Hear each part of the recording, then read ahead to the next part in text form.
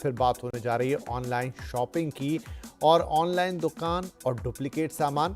आप में से कई लोगों ने जो सोशल मीडिया पर एक्टिव हैं, क्या खबर सर्कल होते हुए देखी होगी, होते हुए देखी होगी पिछले 24 से 48 घंटे में कि 99% सामान जो ऑनलाइन बिक रहा है वो नकली है। अब ये 99% तो बड़ा एग्जैजरेटेड अमाउंट है या फिगर है, ऐसा तो नहीं हो सकता। लेकिन ये बात आई कहाँ से और इस तरह की सुर्खियां क्यों बन रही है?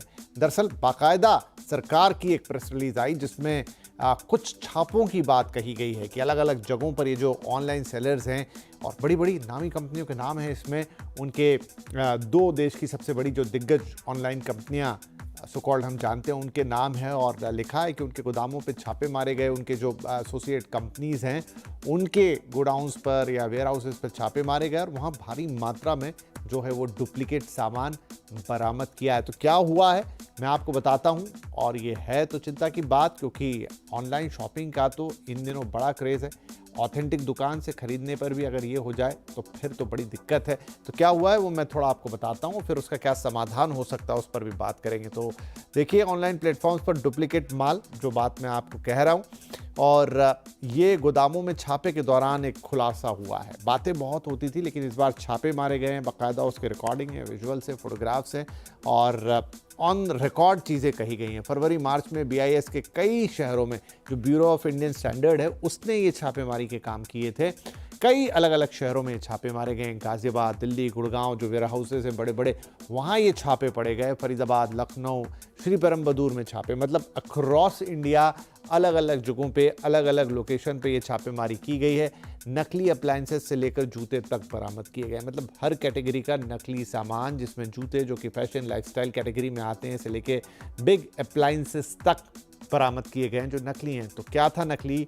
बिना आईएसआई या फेक आईएसआई वाला सामान, जो इंडियन स्टैंडर्ड आइटम है, उसका ना तो कोई जिक्र था या डुप्लीकेट लेबल लगे हुए थे, इस तरह की चीज़ें थी। मैन्युफैक्चरिंग डेट जैसे डिटेल के बिना वो सामान था। काउंटरफिटिंग जिसको आप कहते हैं कि नकली सामान थे वो, और उसमें बहुत सारी खामियां थी। नकली लेबल से लेके तमाम और क्वालिटी के इश्यूज थे, और नकली चीज़ है तो नकली है ही। तो ये सब कुछ हुआ। और इसके अलावा अब जनरल अवेयरनेस में एक सर्वे भी है जिसके बारे में हम आपको बताते हैं, जो लोकल सर्कल्स ने किया है इसी के ऊपर, ये जो नकली सामान का इशू है या गलत सामान का इशू है। तो देखिए, लोकल सर्कल्स का ये सर्वे क्या कहता है। एक साल में कोई डुप्लीकेट सामान मिला है? एक साल भर में लोगों से पूछा गया है। 20% लोगों का कहना है कि हाँ उनको मिला, नहीं वाले 65% है, और पता नहीं वाले 15% है। लेकिन अगर पता नहीं और 20 भी आप जोड़ो तो वो भी 35% बन जाता है, जो एक बड़ा फिगर। और अकेला 20% भी पकड़े तो गलत बात है, बड़ी बात है कि भाई 20% सामान जो है नकली है। क्या पता जो नहीं कह रहे हैं उन्होंने एहसास भी किया कि नहीं, कि उनको सही प्रोडक्ट मिला या नहीं, पहचान भी पाए कि नहीं कि असली था या नकली था। और कुछ इसमें डिटेल्स हैं जो ये रिपोर्ट कहती है कि ये तो बात हुई कि क्या आपको सामान मिला, फिर डुप्लीकेट सामान मिला तो आपने किया क्या? प्लेटफॉर्म से रिफंड या रिप्लेसमेंट लिया? हाँ, 40% लोगों का कहना है कि हाँ शिकायत की। देर से शिकायत करने से के चलते चूक गए, ऐसे भी 10% लोग थे, क्योंकि एक टाइम पीरियड होता है जब तक आपको बताना होता है। हालांकि अगर वो सामान नकली है या गलत है तो फिर ये टाइम पीरियड नहीं होना चाहिए। सीधे सेलर से शिकायत कर रिफंड लिया, ऐसे भी 10% लोग थे। तो एक बताता है कि क्या इस समय मामला है। देश में बढ़ता ऑनलाइन शॉपिंग का क्रेज़ तो है, लेकिन उसके साथ ये एक बहुत बड़ी प्रॉब्लम धीरे धीरे बड़ी होती जा रही है। अगर हमें भी ये शो अभी कुछ दिन पहले ही हमने किया था, लेकिन दोबारा करना पड़ रहा है, वो भी क्यों? क्योंकि ये खबर जिस तरीके से वायरल हुई है, वो छापेमारी की खबर, वहाँ नकली सामान का पकड़ा जाना, और हम ये भी कहेंगे कि सोशल मीडिया पे कई बार खबरें बड़ा चढ़ा के और गलत डेटा के साथ आती है, लेकिन हम यहाँ पर ऑथेंटिक और सही बात करने के लिए आए हैं, जिसमें डेटा भी सही होगा, चीज़ें भी सही होंगी। हम वही बात करेंगे जो तथ्यात्मक है, न बढ़ाकर न घटाकर। चलिए, तो आज के कार्यक्रम की शुरुआत करते हैं। हमारे साथ इस कार्यक्रम में जुड़ रहे हैं ब्रांड प्रोटेक्टर्स के फाउंडर डायरेक्टर धीरेन्द्र सिंह साहब, लोकल सर्कल्स के फाउंडर सचिन तपाड़िया, और कंज्यूमर प्रोटेक्शन लॉ एक्सपर्ट और बिट्स लॉ स्कूल के असिस्टेंट प्रोफेसर चिन्मय देशमुख भी कार्यक्रम में शामिल होंगे। आप सबका बहुत बहुत स्वागत है। तो पहले तो मैं आपसे ही शुरुआत कर लूँ। यहाँ पर सचिन की आपने ये खबर भी देखी और आपकी रिपोर्ट तो है ही है।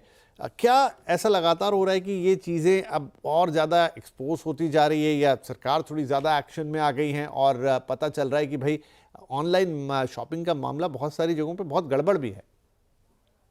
तो विपिन, हम ये सर्वे जो है ये 2017 से करते आ रहे हैं। और 2017-2018 में इस सर्वे को पहली बार हमने किया था। और तब भी जो नंबर था वो लगभग 18-19% के आसपास था, जो कि आपने 20% दिखाया इस बार के सर्वे का नंबर। कि हर 5 में से एक आदमी को काउंटरफीट प्रोडक्ट या नकली सामान मिला। तो वो नंबर लगभग कांस्टेंट ही है।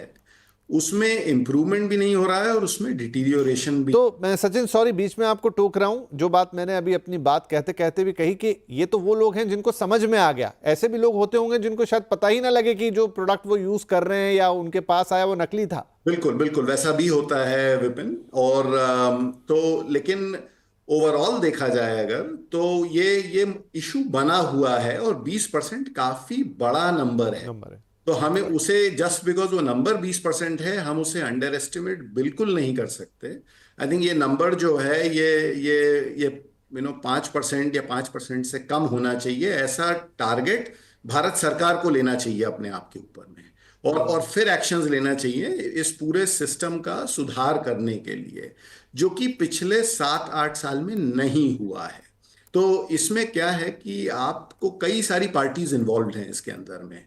पहली बात तो यह है कि जो नकली सामान बन रहा है एट सोर्स, मैन्युफैक्चरर्स जो हैं जो नकली सामान बना रहे हैं, उस पर क्रैकडाउन हो। उसके बाद ये जो जो सामान जिस तरह से सप्लाई चेन में चल के डिस्ट्रीब्यूटर्स और रिटेलर्स के पास आता है, उस पे क्रैकडाउन हो। बिकॉज ये कुछ सेलर्स ऐसे हैं जो ऑनलाइन और ऑफलाइन दोनों में कॉमन है। तो वो पूरे उस पे एक सिस्टेमिक क्रैकडाउन की जरूरत है। उसके अलावा ऐसी नीतियां बनाने की जरूरत है, मतलब नीतियां हैं। मतलब 2018-19 में हमने कंज्यूमर प्रोटेक्शन एक्ट कानून पे काम किया था, और वो भारत सरकार ने उसके अंतर्गत ई कॉमर्स रूल्स को भी बनाया। पर उसका जो एनफोर्समेंट है वो बहुत ही पुअर है। उसका एनफोर्समेंट ना के बराबर है। और वो करने की जरूरत है, और उसके लिए एक होलिस्टिक अप्रोच लेने की जरूरत है, जिससे कि काउंटरफीट को प्रॉब्लम स्टेटमेंट बना के या नकली सामान को प्रॉब्लम स्टेटमेंट बना के उसके एक एक जो इशू है उसके अंदर में उसको क्रैकडाउन किया जाए, उसको सॉल्व किया जाए।